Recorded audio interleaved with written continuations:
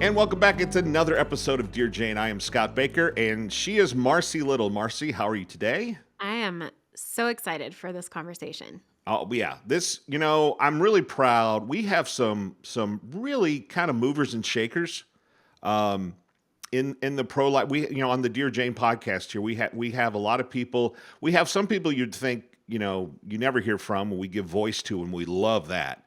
But we also have some high profile people. And today we've got a real high profile person that if you've ever been around the pro life movement, you've heard of the name David Bereit, and that's who we're talking to today. But before we get into this conversation, don't forget to subscribe wherever you are listening today, whether that's YouTube, Spotify, Apple Podcasts, so you never miss an episode, and so you help other people find this great content on Dear Jane. Let's get right to it. A lot of great things to talk about with the culture and the election and all these things. Our guest today is David Bereit here on the Dear Jane podcast. Well, David, a big election is coming up on us here very, very quickly. And a lot of us pro-lifers find ourselves in a bit of a quandary. There are no, when we talk about, well, let's just talk about presidential.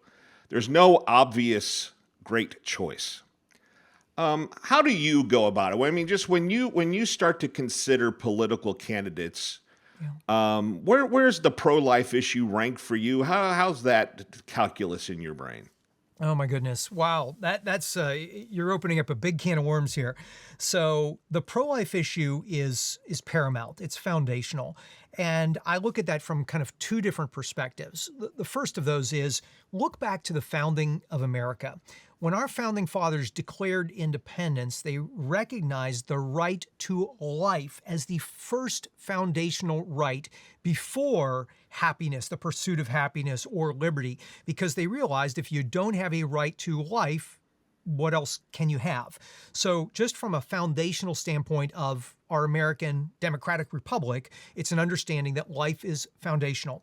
But also from a faith perspective, to recognize that if we see in another person as believers, and I think most of us are, if we see in another person the image and the likeness of God, and we recognize that every single person is made, knit together in a mother's womb in God's image and likeness and is worthy of protection, and even many Christian faith traditions build their entire social teaching on the foundation of the dignity of the human person. So if we want to affect change, if we want to know what's a calculus that we can use when weighing candidates and policies as we go to the voting place, life has to be at the forefront of this. But as you said, Scott, right now we're in this situation where we've got one that is certainly worse than the other, but the other one that's saying some really troubling things and has taken some troubling actions. And we have to kind of say, okay, how do we now navigate this imperfect situation? And that's what I'm looking forward to rolling up our sleeves and diving into today. Yeah, what would you say to just anyone who's been a part of the pro-life movement, whether that's for a long time or a short amount of time? I think a lot of us probably feel a little betrayed by the political system. Certainly one party has not helped in decades. The other party, I feel like, has flirted with the pro-life movement, maybe courted the pro-life movement a little bit, and now it just feels like it's completely turned its back on us. So what are we to do with that when we think about casting a vote this year? Yeah, that's a great question, Marcy. And I think first and foremost, for those of us who are people of faith, it leads us to our knees, right? We've got to pray. We've got to pray for wisdom, for guidance, for discernment in this situation. I'll give a few thoughts in a moment about what are some considerations that we can take. But when we look at the landscape, we have essentially two candidates. One that comes from a party that has avowed its commitment to destroy human life through abortion through all 9 months and want to do this with taxpayer dollars with essentially no limitations. So we see with absolute clarity, okay, there's one party and one candidate that from a pro-life perspective, there seems to be absolutely no way to vote for that person or for that party that has those as foundational principles. Then we get to the other side and we look at a party and even a candidate who had previously done some wonderful things to advance the pro-life movement. So why are we here today in a post-Roe landscape? It's because one of the candidates, while serving previously as president, nominated 3 justices to the U.S. Supreme Court who were ultimately confirmed to the court, and those 3 justices made up the majority that handed down the Dobbs versus Jackson decision that overturned Roe versus Wade. And by the grace of God, and we thank the good Lord and for all the efforts and people and time and money and organizations that got us to that point. But we also look and say, wait, what happened? So we have a couple of things that are troubling, and we're just going to have to navigate through it. So one is that candidate who is now running again. I don't know that we need to work around this without naming names, but I'm just trying to use general conceptual things, focus on the principles, not the personalities. That candidate is now saying, we did what everybody wanted, we sent it back to the states, which is, of course, what the Dobbs decision did. The Supreme Court said there was no constitutional right to abortion. It's now back to the people, you and me, the American people, through our elected officials in the states and in Congress as well. So the candidate's saying now it's back to the states and there doesn't need to be any further federal action. Well, those of us who recognize that human life is sacred and needs to be protected and that abortion is a fundamental violation of that human right, we need to say, okay, we got to take every action that is possible. Can Congress do something? Yes. Can the president do something? Yes. Is the majority of the action going to take place right where we live in our hometowns and in our states? Absolutely. But there are still things that need to be done at the federal level. So we look at that and say, okay, that's concerning. But then also we look and say, what happened with the platform for that party?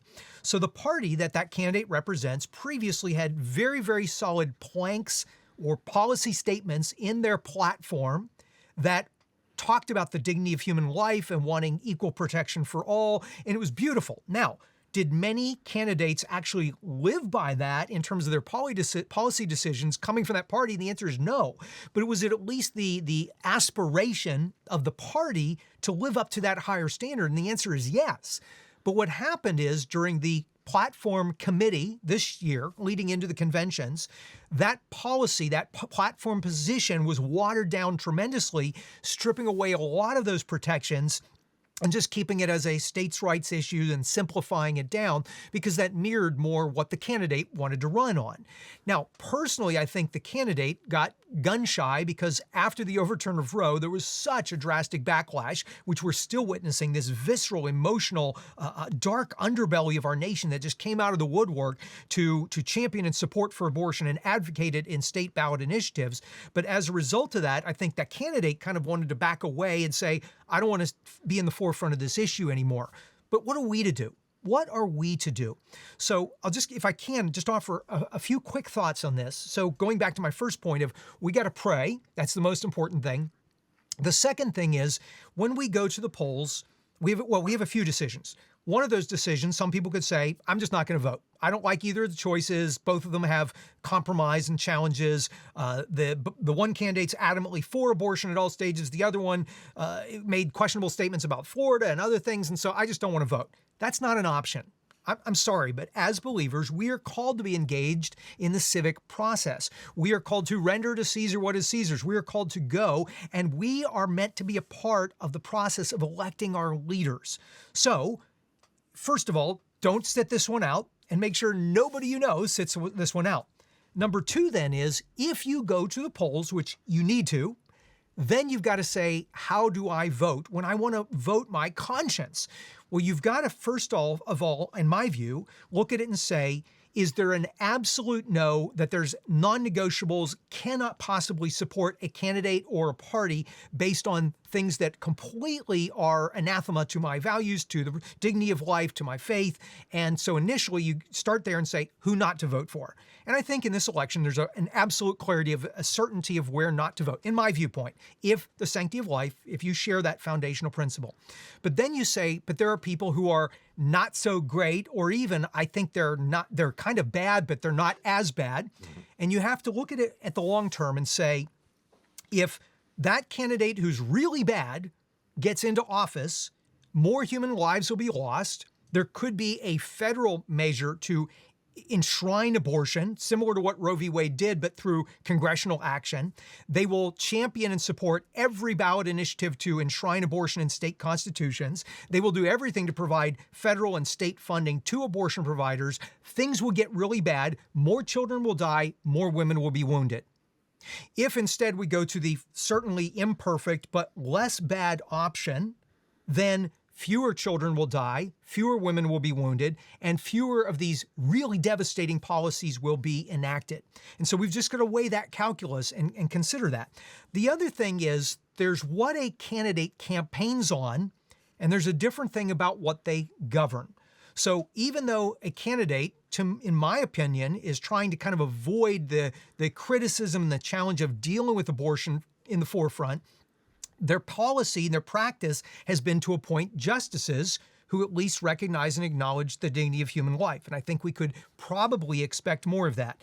They are going to not enact things that are worse, and maybe if something hits their desk, they will enact some things that are better. But that's why I think it's so important for us to have these conversations. And I'm so glad, Scott and Marcy, that you invited me here so we can think about it, we can go pray about it, we can talk with others, we can look at the candidates, look at the policy positions, and then go and with our vote that we must exercise, do the best we can to do the most good and to mitigate the worst damage that could possibly happen. So those are a number of thoughts that I consider when I go to the polling place. There's a school of thought that I think a lot of politicians have bought into, that the pro-life issue in general is a political loser. It's detrimental to the political aspirations, and I think that's what we're seeing with Donald Trump. He's saying probably some of the things he says because he's bought into that school of thought. Do you buy that? And if it's true, why do you think that's true? I don't buy that. I think we are seeing a moment, because of the overturn of Roe, where it's more difficult and more complex.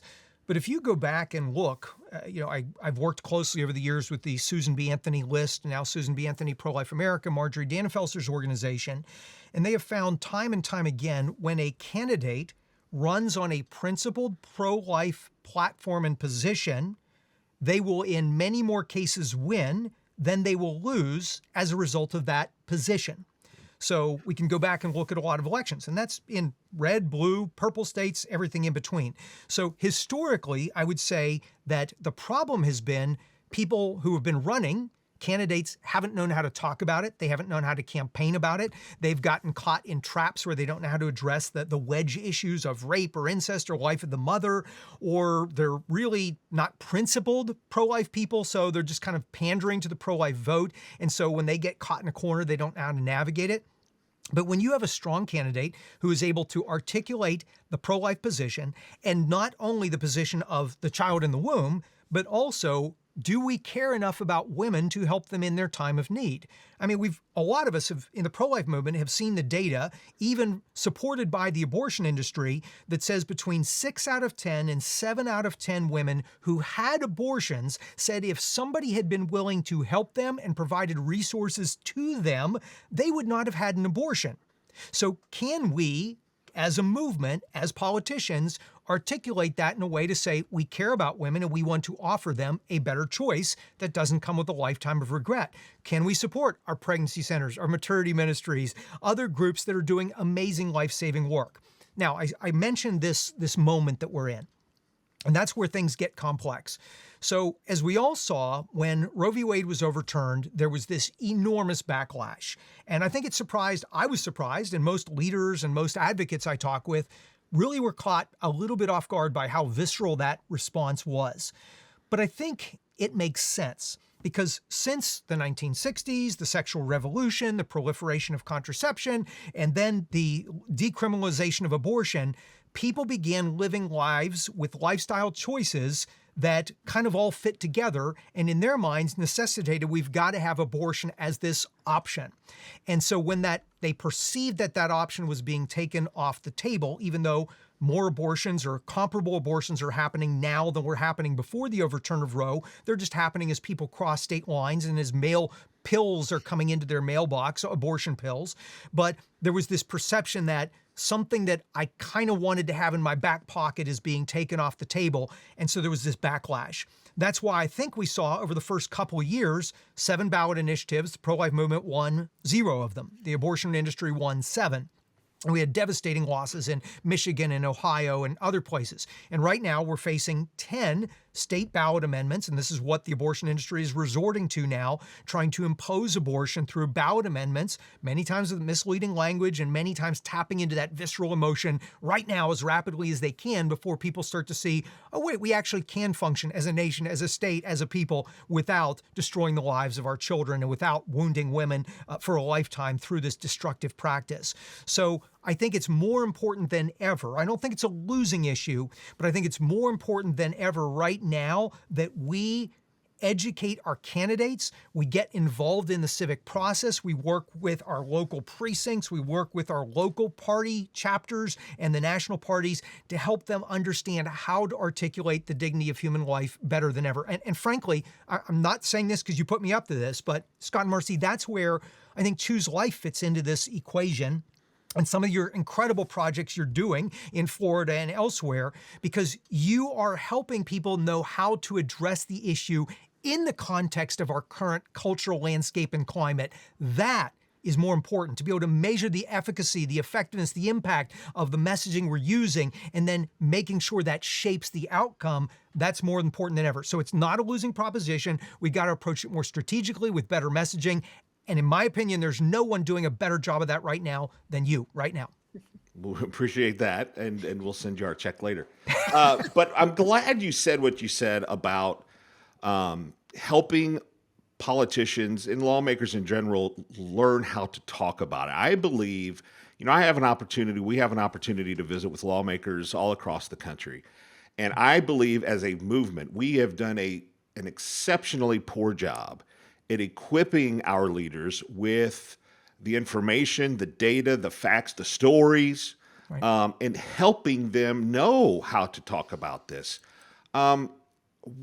So that was one of the pieces of advice that you just gave us is, hey, help, talk to your local candidates, that sort of thing. What should we, if somebody's listening right now says, okay, I've got a state Senate candidate. I want to make sure that they care about this. What are some general things that you would suggest that we give to them and help them along in understanding how to talk about this? Yeah. So first of all, let me just underscore the importance of talking to them about it. Because if you just sit back and bemoan the problem, you're not doing anything to help solve it. So it is critical that we engage with those who are on the forefront. I mean, case in point of this, when just recently we saw the kind of concerning statements that Donald Trump was making about the Florida abortion ban. And there was the question of whether or not he would vote for the amendment to enshrine abortion. And there was a lot of angst about this. I know a couple of pro-life leaders who had access to either him in one case and some of his top people in another case, and they immediately called and they expressed in a charitable way, they expressed their concern with what was happening, expressed a principled way to be able to understand it, the support that the candidate would have if they altered it, and within 24 hours, Trump's position changed publicly, and he took some heat on that in the debate. So don't underestimate what expressing our viewpoint can do.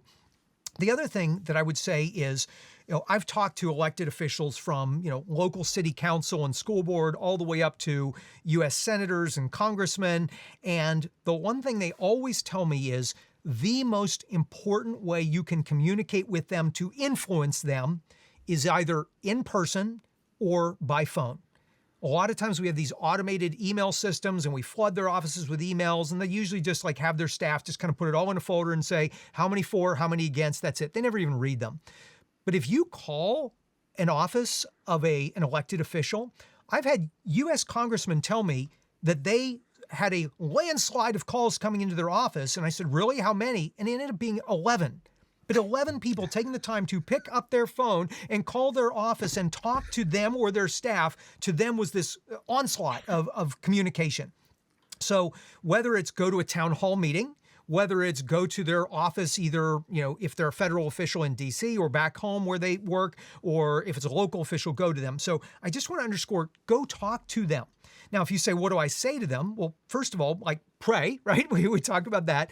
And then just try to talk to them with a little bit of compassion, a little bit of empathy, but also help them think things through, because we want to assume that a candidate who's running and in some way is pandering to pro-lifers has as much experience as we do. right? But they don't work at Choose Life Marketing. They don't work with a local pregnancy center. They don't go out and pray at a local 40 Days for Life campaign. So most of us know more about the pro-life position, and we can take some of the great apologetics work that's out there by people like Stephanie Gray Connors or Scott Klusendorf, or some of the great materials that Choose Life Marketing has put together, work that Heartbeat International or CareNet or NIFLA have put together, and just take that information, think about what's relevant at that moment, and then take it to that person. And with that empathy and with that, not confrontational, you're not trying to beat them over the head with it, but just share with them, here's what's at stake. The last thing I'll say on this, and I think this is really important, is the power of stories. The power of stories. So, I keep right here on my desk, I wasn't even planning to use this, I keep 2 photos on my desk at all times to remind me of what's at stake in this debate. So this one is a young woman named Laura Hope Smith. And I met Laura's mom, Eileen, in Massachusetts back in 2007. And she gave me this card and she told me about her daughter's death. And what happened was Eileen, her mom and dad, who had adopted Laura, did not know that Laura was pregnant. She ended up going to an abortion center in Hyannisport, Massachusetts. And not only did the abortion end the life of her child, but she was butchered and killed and died on that abortion room table. And the first that Eileen and her husband knew that Laura had even been pregnant, let alone having an abortion, was when they got a call that their daughter had died. And so I always keep this picture here to remind me abortion doesn't only hurt the child and destroy his or her life, but it also hurts the mother, the father, the family. That story Eileen has used and shared with so many people. And here it is 17 years later, and I remember the key elements of that story, and I can share that with somebody and say, there's a face to what abortion really does to women. Was that choice? That's the destruction and the harm that's caused. So that's a story. The other picture I keep on my desk is this little boy. His name is Jakai. He's no longer a little boy. But when I was leading 40 Days for Life for 2.5 years, Scott and Marcy, I had not met a single child that had been saved from abortion. I'd heard stories. I knew it was happening. I hadn't met one. And I was just longing. One day I wanted to meet a mom and a baby and know it was worth it. And I was in Harrisburg, Pennsylvania, and I was speaking at a pregnancy center banquet. And at the end, a woman got up and shared her testimony about how she had been going into the local abortion center and some people praying at the 40 Days for Life outside. One woman had a sign that said, "My abortion hurt me." And it was a woman named Karen. Karen was post-abortive and had always felt, how could I tell somebody not to do what I did?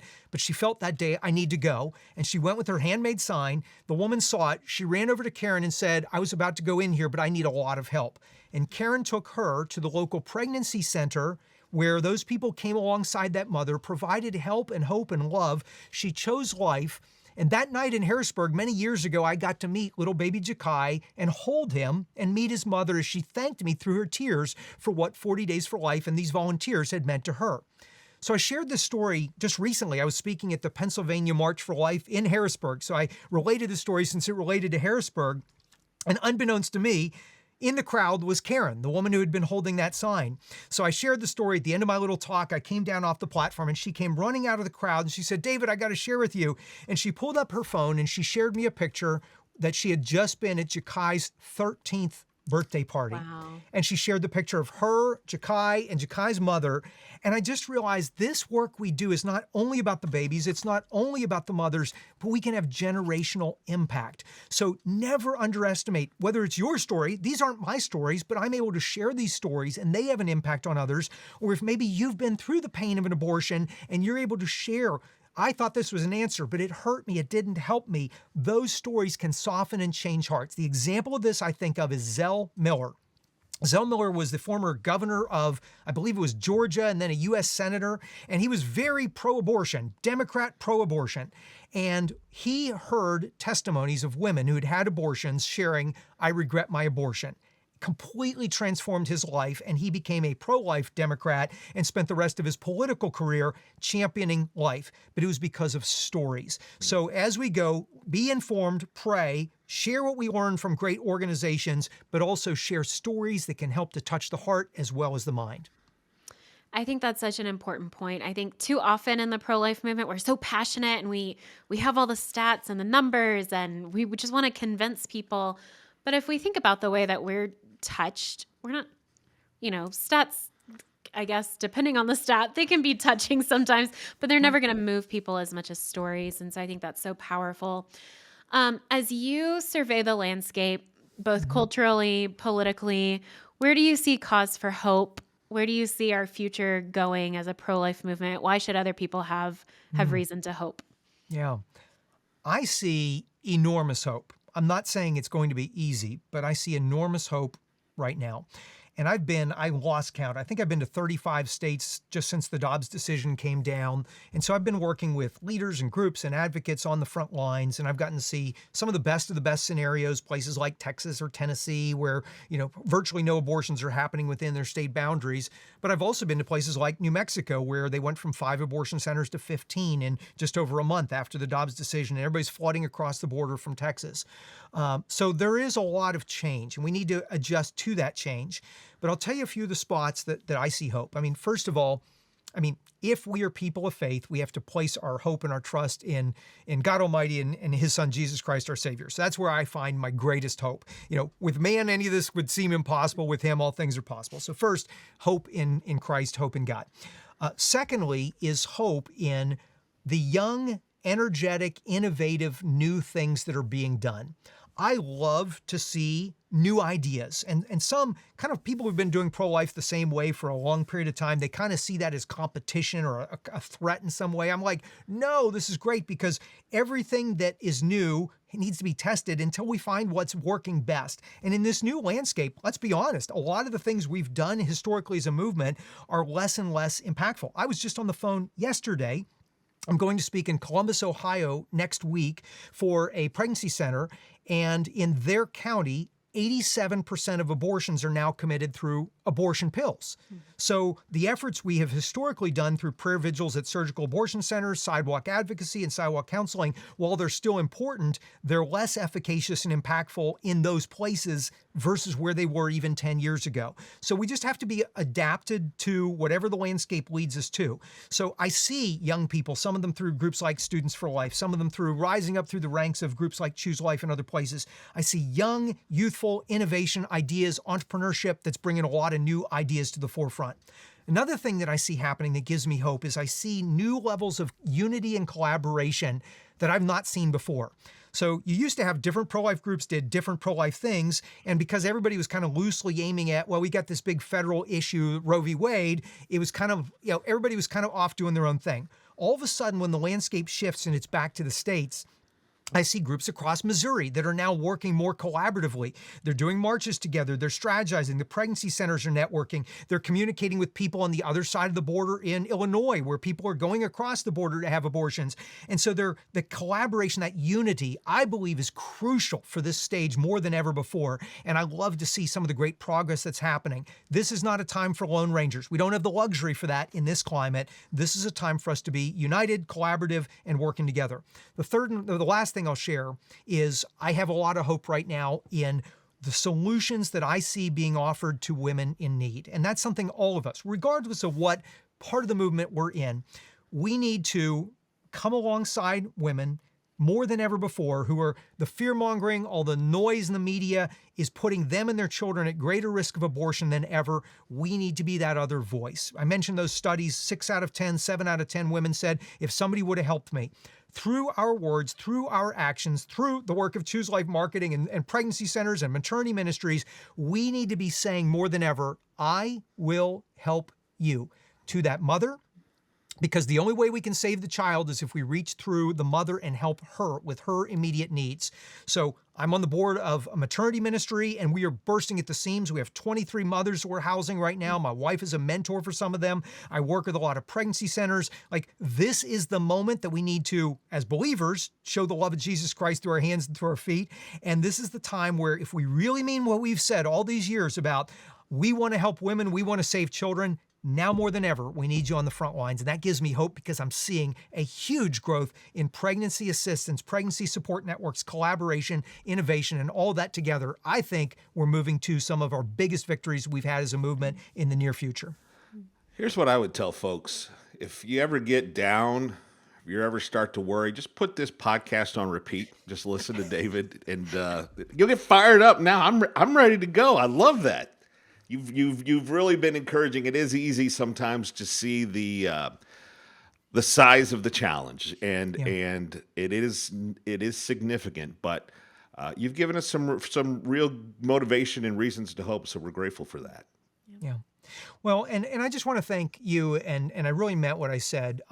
Over these last few years, as I've become more acquainted with Choose Life and many of your other projects, even the Dear Jane podcast and Cogency and other things, this is an example. Where do we find hope? You're doing exactly everything I just said. Innovation, new, youthful, energetic ideas. You're bringing them to the forefront. You're collaborating. You're building bridges and relationships with others. And you're doing this in a way that is meeting the needs of women and their children and directly saving lives.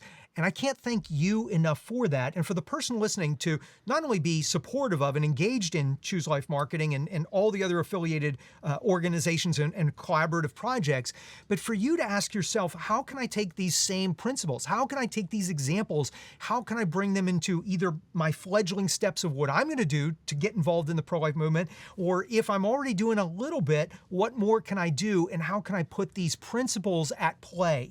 There's an old statement I heard in sales years ago, which I think really bears repeating here. It said, tactics are many, principles are few. Tactics always change, principles never do. And today we're talking about principles, and we need to be principled. We need to have principles of lifting up and respecting and protecting every life, whether that's in how we vote, whether how we engage in the pro-life movement, whether it's in starting or growing or building an organization.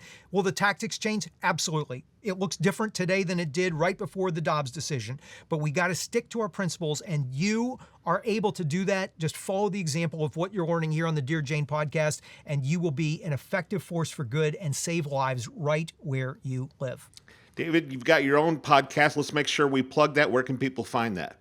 The best place is go to davidbereit.com, and that's a weird misspelled German word, mispronounced. So it's davidbereit.com.